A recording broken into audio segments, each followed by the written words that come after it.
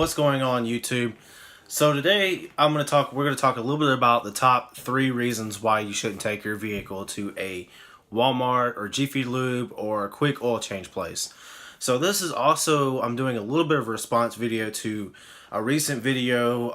My guy Justin Dow out there did a video servicing a vehicle he was working on and kind of giving a little bit of in-depth and showing the valve covers gasket job he did. So this is my top 3 reasons, and I've experienced this same problem before. I'm a technician myself. I'm a mechanic. I work for a dealership. I've worked in the automotive industry for going on 9 years. The biggest thing that I've seen out of vehicles that come from some of these quick lube change places is the oil filter not being properly tight, using an incorrect type oil filter, leaking from an oil filter. I've seen some of the cartridge filters, that means the paper filters that are in a case, they've been crushed, they're not installed properly.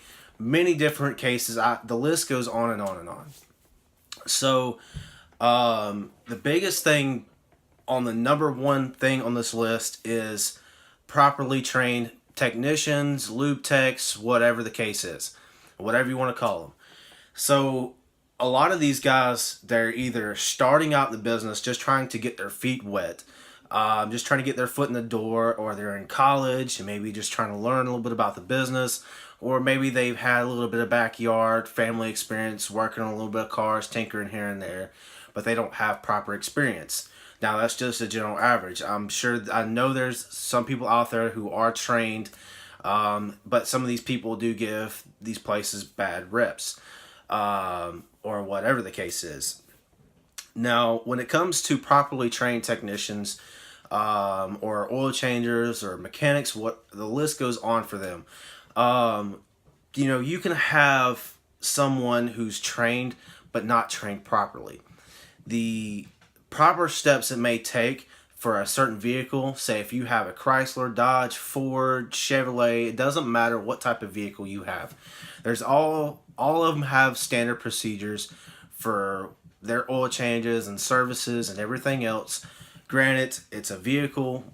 Us as mechanics and technicians know it's some of the same bases, yes. But it also, a lot of these vehicles, modern vehicles now have standard procedures, and makes it harder for some of these people who aren't properly trained in these dealerships to work on them. So in that case, yes, proper training is required a lot of times, especially in today's automotive industry.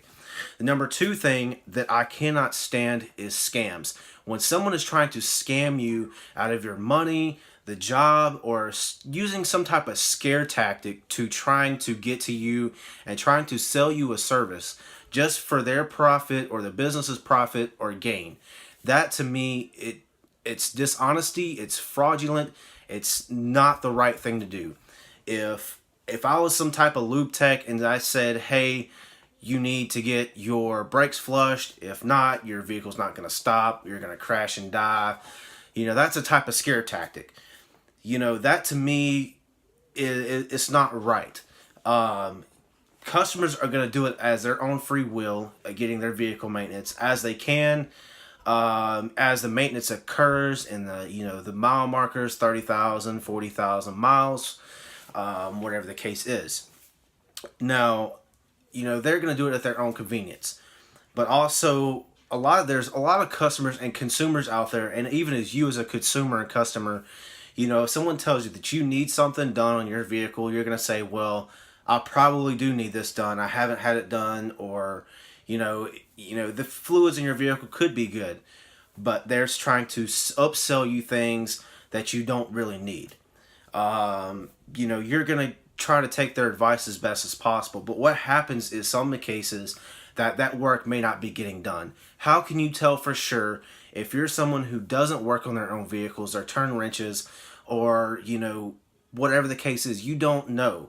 How do you know that vehicle was actually properly serviced? Well, you can actually talk to that service shop. You can talk with the management. Or you can, if you have someone that works on vehicles, confirm it, or you can do your research online, YouTube, Google, whatever the case is. You can find out how some of that stuff works and make sure that it was properly done. There's plenty of information and knowledge, an infinite amount of knowledge on the internet that you guys can find. Now, that being said, like I said, if a shop tries to sell you a brake flush or power steering flush or differential service, you want to make sure that that was done properly, and not just, suck the fluid out and put, just pouring in new fluid. There's a lot of steps that go into that. So that's not what we're here to talk about today. But again, that is something that really aggravates me as a mechanic and technician that works at a dealership, because it's not done right. Whether it be, I have seen cases to where a customer will walk into a shop and say, I want a full synthetic oil change service, which can range anywhere between $70 to $100. So when you as a customer and consumer, you go into a shop and you say, I want full synthetic oil in my vehicle. Well, what happens is you've got full synthetic over here and they're giving you plain old basic oil. This here is a just basic oil. This is a synthetic blend oil. Now, what's the difference? There's plenty of differences. I'm not here to talk about that today. The differences between a synthetic oil and a conventional oil, it's not made the same. Different properties, different lubricities, and everything else. But and as a consumer standpoint, if you're paying for something, you want what you're paying for. If you say you want that service or that item, that's what you want. You're paying good money for it. You're paying out of your hard-earned money for that service or that item or whatever the case is, no matter where you go. Not just talking about vehicles. It could be anywhere in the consumer or customer relations or retail market. Again, number 3 is rush jobs. A lot of these places are rushed, whether it be like a 5-minute oil change place or whatever the case is. They're rushed to get your vehicle in and out, in and out, in and out all day, because that's how they make their money. A lot of these guys, they work off commissions. They don't make a whole lot of money. They're trying to upsell you things. So, they're trying to push as much as they can. So when your vehicle is rushed in that shop for 5 or 10 minutes or however long, you're in and out. So what's going to happen when that shop is in and out, in and out? So what's going to happen is that technician is going to start forgetting things. He's going to forget, fluid caps. He's going to forget making sure he's putting the proper air pressure in your tires, or making sure that drain plug on your fluid system is tight, and making sure everything's done properly. Because if he's rushed and he's not paying attention to what he's doing, and he's got a Ford, and that next car he's got a Chevy or a Dodge, whatever the case is, he's going to start forgetting.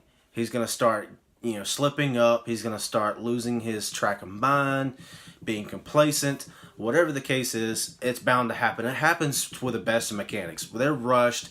They're, being pushed for a job and pressed for time. It happens to the best of them. I promise you, it's happened, to myself, being rushed in a job. It happens to all mechanics and technicians. But when you're constantly rushed in a lot of these places, it's really hard to distinguish what you're doing.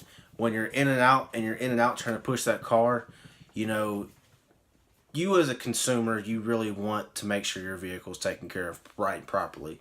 So I'll leave you guys on this note. If you don't do your own services to your vehicle or change your own oil, I recommend you do. I recommend everybody try to do their own services, but at the same time, if not, take it to a reputable shop or a dealership. That way it's done by a proper certified technician or mechanic, and you guys will know that it's been done properly. If you ever have a problem, you can always talk to management and ask for that technician or mechanic certifications. If they're not certified, then you can always request a different technician or mechanic, a properly trained technician. I appreciate everybody watching this video. Please subscribe to the channel. Please subscribe to my boy Justin Dow's channel. I'll leave a link in the description below. Make sure you guys hit that thumbs up. Comment on this video so we can talk further and let me know what you guys think on this topic. I appreciate everybody watching. That's all the time I got for today. Till next time, guys, keep on wrenching.